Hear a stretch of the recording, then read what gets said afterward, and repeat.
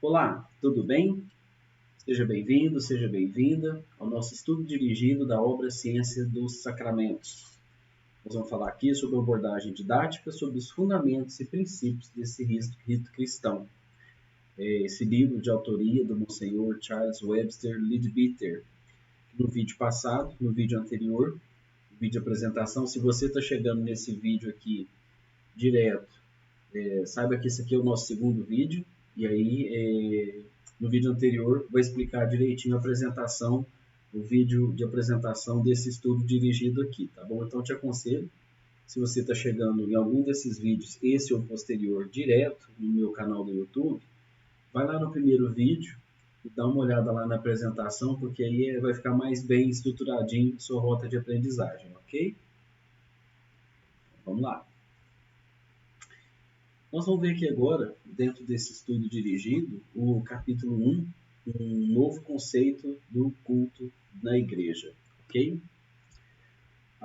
Essa obra, nós vamos ver mais adiante, o estudo vai estar focado nesses cinco capítulos desse livro, né? Primeiro vídeo nós falando da apresentação, uma visão geral desse estudo. Agora nós vamos ter esses 5 próximos vídeos, um novo conceito do culto da igreja, que vai ser esse aqui. Depois nós vamos ver a Santa Eucaristia, depois batismo e confirmação, depois as ordens sacras e os sacramentos menores. Como eu disse, eu acho que eu quero ver se eu consigo trabalhar aqui com pelo menos 1 a 2 vídeos dentro da mesma semana. Vamos ver se eu consigo seguir esse cronograma aqui, certo? Essa é a minha intenção com esses vídeos. Bom, e antes de seguir, o mais importante é dizer para você o seguinte: a minha intenção aqui é fazer um estudo dirigido. Então, eu não estou trazendo uma palestra formatada, não é uma palestra, não é um seminário, tá? Esse aqui é um estudo dirigido que eu vou trazer conteúdos relevantes que eu encontrei na obra, tá? Então, eu estou trazendo registros aqui, fazendo alguns comentários sobre esses registros, esses grifos, esses pontos de atenção que eu estou tendo da obra, tá? Então, esse material aqui não é um material de palestra, não é um material de um seminário ou uma outra abordagem, tá? É um estudo dirigido que eu estou compartilhando o meu estudo, as minhas considerações e os meus pontos de atenção em relação à obra, ok? Então, vamos lá. Vamos ver alguns pontos. Primeiro ponto de atenção nesse capítulo, né? O autor nos diz que a Santa Eucaristia seria o maior dos auxílios providenciados por Cristo, ou seja, a Santa Missa. Ok? Vamos lá. Na visão do autor, ele diz que a Santa Missa é concebida para ajudar o fiel que frequenta a igreja ao longo de toda a sua vida e, além disso, influencia positivamente toda a vizinhança do local onde é celebrada. Então aqui a gente já percebe o seguinte: existe um conceito aqui, uma ideia de que a realização da Santa Missa ela é importante não só como um recurso para auxílio do fiel, bem como uma influência. Isso aqui vai marcar, vai permear muito a instrução do autor nessa obra, tá? A questão da influência positiva sobre toda a vizinhança no local onde a Santa Missa celebrada, tá? E aqui nós vamos ver mais fundamentos nos aspectos energéticos, nos aspectos da manutenção da energia, de toda a energia realmente, das formas de pensamento. O autor vai trabalhar muito, como eu disse, das outras obras que ele tem, né, as formas de pensamento. E o autor vai trabalhar muito alguns conceitos energéticos e vibracionais e de forma de pensamento ao longo da obra, tá? Bom, vamos ver esses detalhes aqui. Primeiramente, nossa religião é planejada para nos capacitar a fazer um serviço leal e frutífero ao nosso Senhor e Mestre. Então, o autor aqui já está partindo do pressuposto, né, da função da religião, e nossa religião aqui, nós temos que lembrar que o autor, nesse momento, ele é um bispo da Igreja Católica Liberal, ele é um dos cofundadores da Igreja Católica Liberal, ele é um dos fundadores e que ajudou e criou, redesenhou a liturgia, né, fundamentou a liturgia da Igreja Católica Liberal, fazendo uma releitura, um estudo muito profundo com o fundador da igreja, o Monsenhor James Ingle Edwards. Então, o autor, com muita propriedade, ele está falando nossa religião, né, e aqui nós estamos falando, então é muito importante a gente delimitar o seguinte: a Aqui essa abordagem, eu estou falando para os cristãos, né? Quando eu estou falando a nossa abordagem aqui, esse estudo dirigido, então a minha fala principal, né, seria dirigida aos cristãos de maneira não institucionalizada, ou seja, não católico, apostólico romano, né, que não esteja vinculado a nenhuma denominação, porém, o autor, nessa obra aqui, ele está vinculado a uma organização. Né? Então, aqui nós vamos estar fundamentado toda essa estrutura dentro da liturgia, dentro dos fundamentos da Igreja Católica Liberal, dessa época que esse livro foi escrito em 1920. Tá? Então, é muito importante. Aqui ele está falando da nossa religião, o cristianismo como um todo, né? E ele tá, assim, então é muito importante a gente a gente delinear que o nosso contexto aqui é do cristianismo, né? E o autor ele está falando aqui da Igreja Católica Liberal e principalmente do cristianismo, tá? Para nos capacitar um serviço leal e frutífero ao nosso Senhor e Mestre, ou seja, Jesus. Então ele já tá informando que é uma prestação de serviço, né, no sentido de tangibilizar e ratificar a nossa lealdade ao nosso Mestre Jesus. Né? Então aqui se nós estamos falando de cristianismo, de instituição cristã, nós estamos falando da Santa Sacristia, né, da Santa Eucaristia, tendo como principal fundamento a prestação do serviço ao nosso Mestre Jesus, certo? Ele vai dizer aqui que na verdadeira religião sempre tem um lado objetivo. Ela age não apenas a partir de dentro, estimulando os corações imensos dos seus devotos, mas também de fora, providenciando para que as influências inspiradoras e refinadoras possam atuar sobre seus veículos. Então aqui, naquele nosso primeiro vídeo, né, nós vamos falar o quê? Dos veículos, dos corpos, né? Nós vamos falar de múltiplas dimensões do corpo humano, nós vamos falar de várias frequências vibratórias, né? Então, ele está falando aqui que o lado objetivo da religião é realmente atuar tanto no aspecto interior do participante, né? Do devoto, que é que ele chama, mas também fazendo com que as influências inspiradoras e refinadoras possam atuar sobre seus veículos. E nós vamos falar que influências inspiradoras e refinadoras são essas, né? Aqui nós estamos falando realmente da consciência crística, da energia crística do Cristo, né? As energias angelicais, as energias dos planos superiores da criação, ok?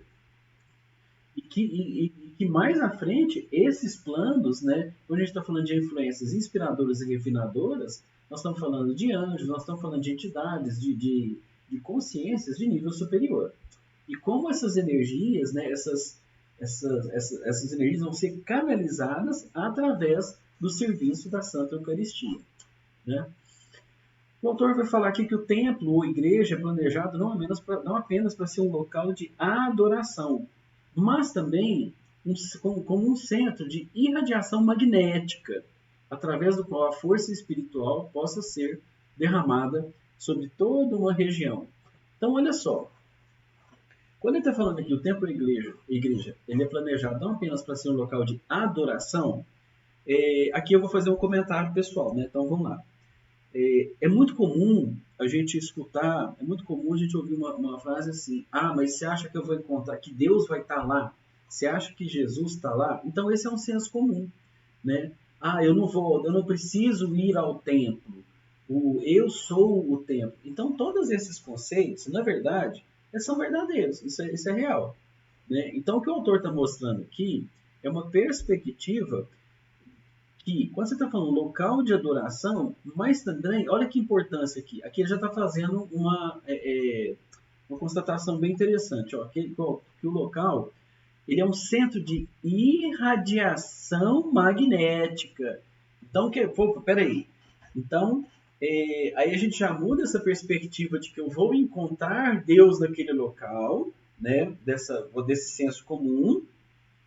O que o autor está mostrando que esse local ele pode ser considerado, a função dele no plano físico é ser um centro de radiação magnética, através do qual essa força espiritual superior, essas forças espirituais, vibracionais, energéticas de um plano superior possam, enfim, ser derramadas sobre aquele templo e que esse derramamento sobre aquele templo vai fazer o quê?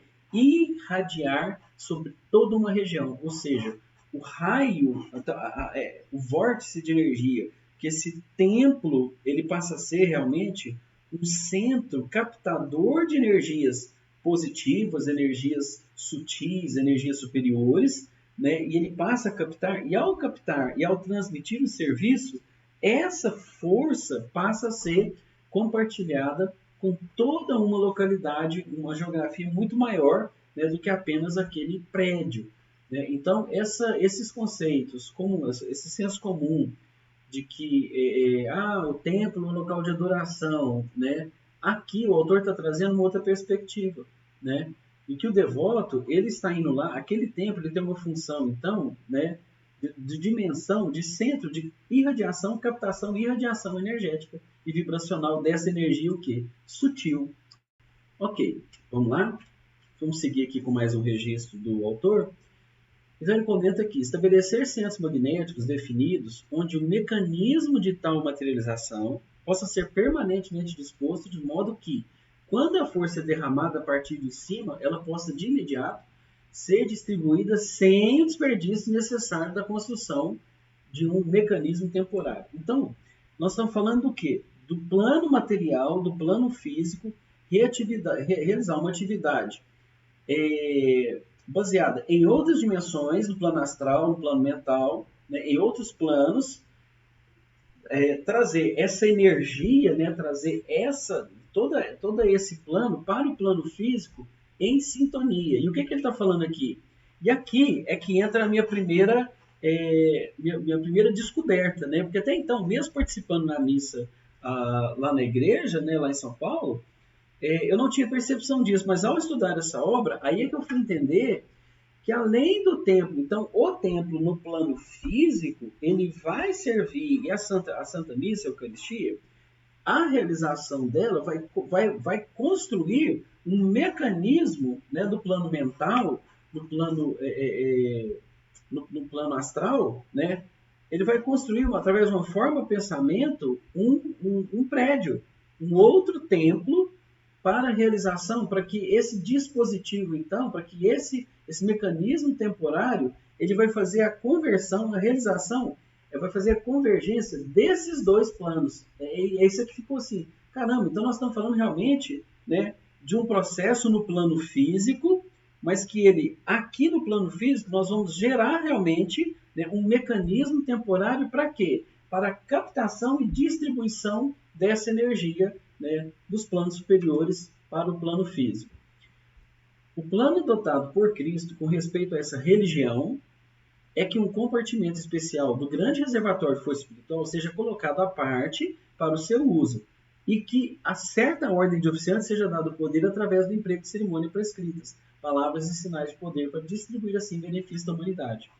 Então nós vamos ver aqui, primeira coisa, o plano adotado por Cristo em relação a essa religião, ou seja, religião cristã, né? Aí nós vamos ver a partir dos fundamentos o quê? Apostólicos de iniciação, né, apostólica, de validação apostólica. Por quê? Ele vai criar então um compartimento especial de um grande reservatório de força espiritual. Então é colocado, disponibilizado a partir da vinda de Jesus, a partir do trabalho de Jesus. Ele coloca então para a humanidade, né, o uso dessa energia. E para isso, ele estabelece que essa ordem de oficiantes, e aqui nós vamos entender a função do sacerdote, né, seja dado poder através do emprego de cerimônias, prescritas, palavras e sinais de poder. Para o quê? Distribuir, ou seja, aqui o autor está explicando que a função do sacerdote dentro do cristianismo é que através dessa qualificação, né, das ordens, de todo esse processo de iniciação das ordens, e de qualificação como sacerdote, ele está apto a acessar esse reservatório de força espiritual que foi criado por Cristo para auxiliar o quê? Na evolução da humanidade, para vir em nosso auxílio. Ok? Através da cerimônia eucarística, a cada vez que ela é celebrada, passa pelo mundo uma grande onda de paz e força, né? Então aqui é interessante, eu acho que um ponto de raciocínio aqui eu procuro muito compreender aquela questão aquela referência do assim na terra como no céu. Né? Em determinado momento da minha jornada, eu entendi que seja do ponto de vista pessoal, eu entendi que o grande trabalho do cristão é trazer o céu aqui para a terra, né? Então, o que é o céu? Né? As dimensões superiores, o domínio, o reino de Deus, né?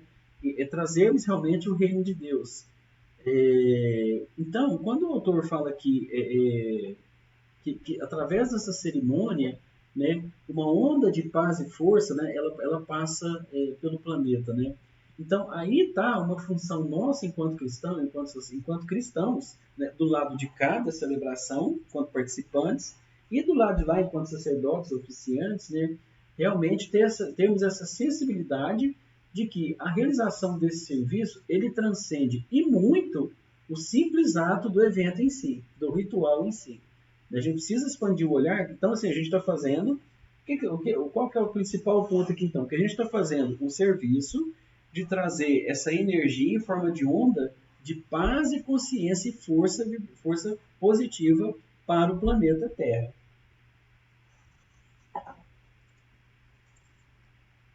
Vamos mais, então, um ponto de referência aqui. Nos reunimos a fim de construir uma forma, pensamento ou edifício eucarístico. Então, aqui o autor já vai delinear bem, especificar bem aquilo que nós vimos lá no começo, né? A forma pensamento do templo no plano físico e do templo no plano astral, né? Nos reunimos a fim de construir uma forma pensamento ou edifício eucarístico através do qual seu poder possa ser mais facilmente distribuído. Percebemos de imediato a propriedade do termo serviço. Então aqui ele vai ratificar realmente aquela ideia de que o serviço eucarístico no plano físico ele acontece também em outras dimensões, né? E aí o grande trabalho a ser realizado é a construção de um edifício eucarístico, né? Para quê? Para fazer a captação desse poder de um nível superior para um nível mais adensado, aqui no qual nós nos encontramos no plano material. Um outro objetivo é o efeito produzido sobre aqueles que estão presentes no serviço. Isso também é fato, né? E aí, de qualquer maneira, a gente já vai entender então o benefício de maneira geral para aqueles que estão presentes na realização desse serviço. E um terceiro objetivo que o autor destaca, né, é o resultado ainda maior obtido no caso daqueles que recebem o Santo Sacramento. Ou seja, além do edifício eucarístico ser construído, né, essa forma de pensamento no plano astral, aqui em conjunto no plano físico, receber essa energia, passar essa energia e distribuir, os presentes vão participar e também aqueles que recebem o Santo Sacramento, principalmente, vão ser o quê? Beneficiados, né, por essa recepção dessa energia aqui, certo? Bom, mais um ponto de reflexão, uma passagem importante da obra, né? O autor fala aqui, lembrando-nos a descida da segunda pessoa da Trindade na matéria. Então, esse aqui é um aspecto muito importante que vai permear toda essa obra, todo o serviço eucarístico, ó, a descida da segunda pessoa da Trindade na matéria e também o sacrifício do Cristo ao assumir um corpo e viver na vida física penosamente limitada, a fim de nos apresentar as boas novas da antiga sabedoria sob uma nova roupagem. Então, olha aqui, nessa frase aqui, nesse pensamento, o autor traz muitas coisas, muitos aspectos interessantes. Então, vamos pensar aqui, ó. Lembrando-nos na descida da segunda pessoa da Trindade, ou seja, o Filho, Pai, o Filho e o Espírito Santo. Então, o Filho, a divindade na segunda pessoa, né? Desce a descida da segunda pessoa na Trindade da matéria, ou seja, o vertical, né? Então, lembra da cruz? Então vamos olhar na questão da cruz. O vertical vai descer o quê? No horizontal. Então aqui ele já vai começando a delinear mais ou menos esses pensamentos. Ó. A descida da segunda pessoa da Trindade na matéria e também o sacrifício do Cristo ao assumir um corpo e viver uma vida física penosamente o que é limitada. Então você vai pegar uma consciência, uma energia extremamente sutil, poderosa, e aí você vai entrar o quê? Você vai colocar, ela vai descer no plano que horizontal, no plano da matéria, na limitação do corpo, no cárcere do corpo, porque a terceira dimensão, para a consciência dos níveis superiores, ela é uma condição que encarceradora.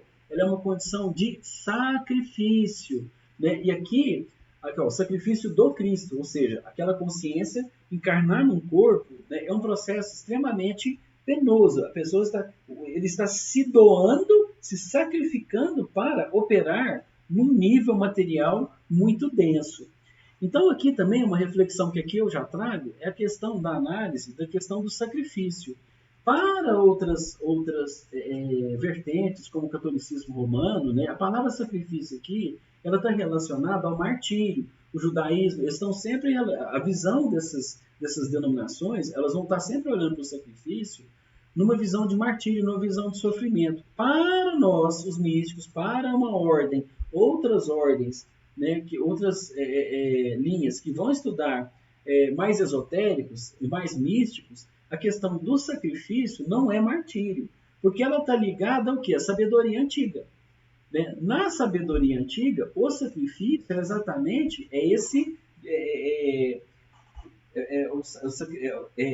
fazer um esforço, né, de você que está no nível superior, você descer ao nível inferior para poder auxiliar aquelas pessoas sob uma nova roupagem. É isso que ele está mostrando. Você vai encontrar isso, por exemplo, na Bhagavad Gita. Na Bhagavad Gita, Krishna ele tem uma referência que ele fala: sempre que o mundo se decai no Dharma, né, sempre que o mundo se decai no Dharma, eu me sacrifico, eu me manifesto como uma própria criatura, ou seja, ele como divindade, ele passa pelo processo da encarnação humana para auxiliar, para dar às pessoas, à humanidade, uma referência daquilo que eu quero para a própria humanidade. Ou seja, ele como um grande mestre, ele se faz também humano para poder auxiliar a humanidade em uma nova roupagem, é o que ele está dizendo aqui. Nós vamos encontrar referência disso na própria Bhagavad Gita, que é uma obra muito anterior ao próprio cristianismo. Né? Vamos lá, então. Mais algumas referências. Vamos falar dos benefícios, né, da Santa Eucaristia, da Santa Missa. Uma oportunidade de trabalhar para Deus e para o mundo. Né? Então, aqui nós estamos falando de uma questão prática, né? De uma questão, vamos falar assim, formal, né? Melhorar a atmosfera moral da cidade e da região, né? O importante é a contribuição social no nível da atmosfera moral, construir uma forma poderosamente ordenada que facilitasse e direcionasse a irradiação da influência sobre toda a região que rodeia o templo. Então, isso aqui está reforçando aquilo que eu já vinha detalhando há algum tempo, né? Outra abordagem anterior, outras frases anteriores aqui, né? E um duplo serviço. Receber e distribuir a grande efusão de força espiritual e reunir a devoção do povo e oferecê-la perante o trono de Deus. Então, aqui ele já está fazendo um outro movimento. Aqui nós estamos falando do receber e distribuir aqui junto à comunidade, né, aos participantes. Porém, aqui ele já está trazendo um fato novo, ó, uma perspectiva nova. Reunir a devoção do povo e oferecê-la perante o quê? O trono de Deus. Eu acho aqui é importante eu trazer uma colocação pessoal, uma relação com o yoga. Né? Dentro do yoga, a tradição do yoga, o yoga tem um conceito chamado tripé. Que seria o tripé do yoga, né? Bhakti Jnana, conhecimento, então através do conhecimento, não do conhecimento da sabedoria, mas do conhecimento da experiência. O tripé do yoga, ou seja, a união com o todo, o tripé do yoga seria conhecimento, Jnana, Bhakti, devoção e Karma, ação. Esses três pilares do yoga, são os fundamentos do yoga: Jnana, Bhakti e Karma. Conhecimento, ao conhecer através da sabedoria e da experiência real. Karma, que é a ação, e Bhakti, que é devoção. Os rituais cristãos, aqui, nós estamos falando de devoção, e é importante a gente entender que a principal origem para o Ocidente, para o Oriente, para aquelas comunidades, né, é a Índia. A mãe da religião é a Índia. Então, muitos aspectos devocionais e ritualísticos que são apresentados dentro do cristianismo, dentro da igreja institucional, eles vão ter todos esses rituais origem aonde? Lá na Índia e no Egito. nas comunidades mais antigas, principalmente o quê? Da Índia. Então, quando nós estamos falando de devoção, quando nós estamos falando de devoção, nós estamos falando muito, aqui a gente precisa atentar em relação à perspectiva do ritual, né, das divindades, da representação simbólica, né, do símbolo, da ritualística. Esse é um processo, esse é um dos caminhos da religião devocional, da ritualística, do símbolo. Você vai ter, por exemplo, caminhos através da ação e você vai ter caminhos através do quê? Do conhecimento, do estudo, da prática, né? Da prática da meditação, e que ela não vai ter, por exemplo, uma abordagem ritualística. Né? Então, é importante, quando ele está trazendo devoção aqui, eu acho importante comentar isso e fazer essa analogia com os 3 pilares do yoga, né? Para a gente entender um pouco a origem desse conceito devocional dentro da religião. Né? E ele vai saber, fundamentalmente, ele vai partir de onde? Da Índia, das religiões antigas, da Índia e do Egito. Né? Então, essa perspectiva devocional, ele está apresentando o quê? Aqui, ele já vai trazer o quê? Uma referência de que também essa experiência de receber essa energia, ela gera através do processo devocional uma outra energia também para oferecê-la ao plano superior. Né? E aqui nós vamos ver então, peraí, então aqui nós estamos tendo uma outra perspectiva, que é o que? O de doar, que também é gerada uma energia, e que essa energia também é capitalizada e ofertada através dos ritos e da devoção perante os planos superiores. Né? Então essa referência aqui ela já dá um outro salto, né, naquela questão de que nós não estamos só recebendo também não, uma via de mão dupla. Que a gente passa a ofertar o quê? Matéria-prima para o plano astral, através desse processo, para que o plano astral também possa usar essa energia gerada aqui nesse plano físico, né? Formas, pensamentos e toda essa energia gerada no plano físico. Ou seja, essa prática, esse evento é um evento de mão dupla. Você recebe energia do plano superior, mas você também envia energia do plano físico para os outros planos, né?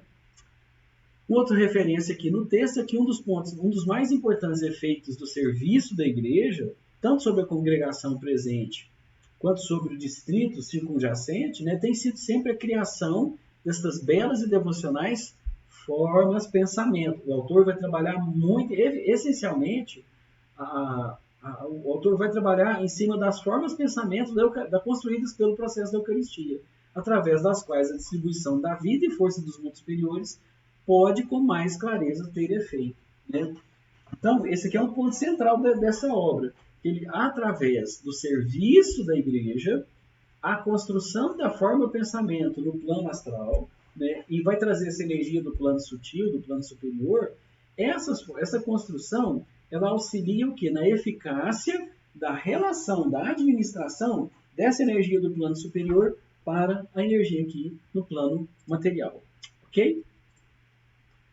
Vamos lá. O método especial concebido para a distribuição dessa efusão de energia é derivado dos mistérios de algumas antigas religiões. Acabei de registrar isso aqui lá atrás.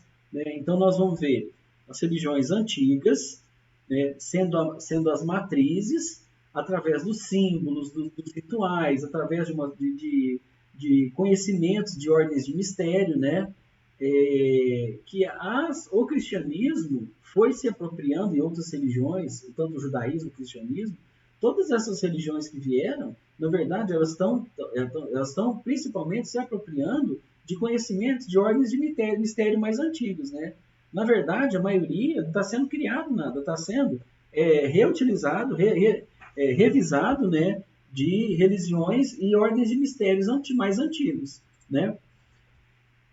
Entre elas, tem sido um método peculiar, olha isso aqui que interessante, ó, conduzir a influência da deidade aos seus fiéis através de algum alimento ou bebida especificamente consagrados. Então, olha só, aquilo que eu falei das religiões mais antigas, dos rituais e mistérios egípcios, caldeus, indianos, africanos, né, eles são mais antigos.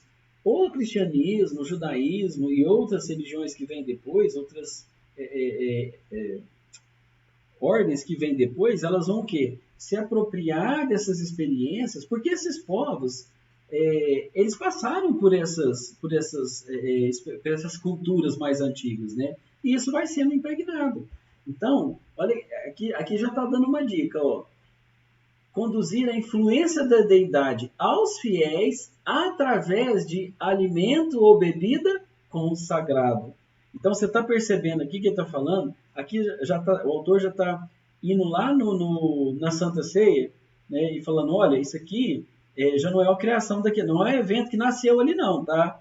Esse evento aqui já é praticado historicamente, tá? Isso aí não é alegoria, isso é fato, que historicamente outras religiões, mitraísmo, né, Osíris, oferta a outros deuses no Egito, né, isso já era feito, inclusive com pão e vinho, tá? Inclusive os essênios também, acho que eles tinham essa prática. Então, assim, outros povos, outras culturas, a oferta, a influência da deidade através de alimentos consagrados, principalmente o pão e o vinho, nasceu na Santa Ceia, né? Então é preciso o autor já dá esse sinalzinho aqui. Um expediente útil, cujo objetivo é que a força deva penetrar todo o corpo físico do homem e sintonizá-lo com a mudança que é introduzida simultaneamente nos veículos superiores.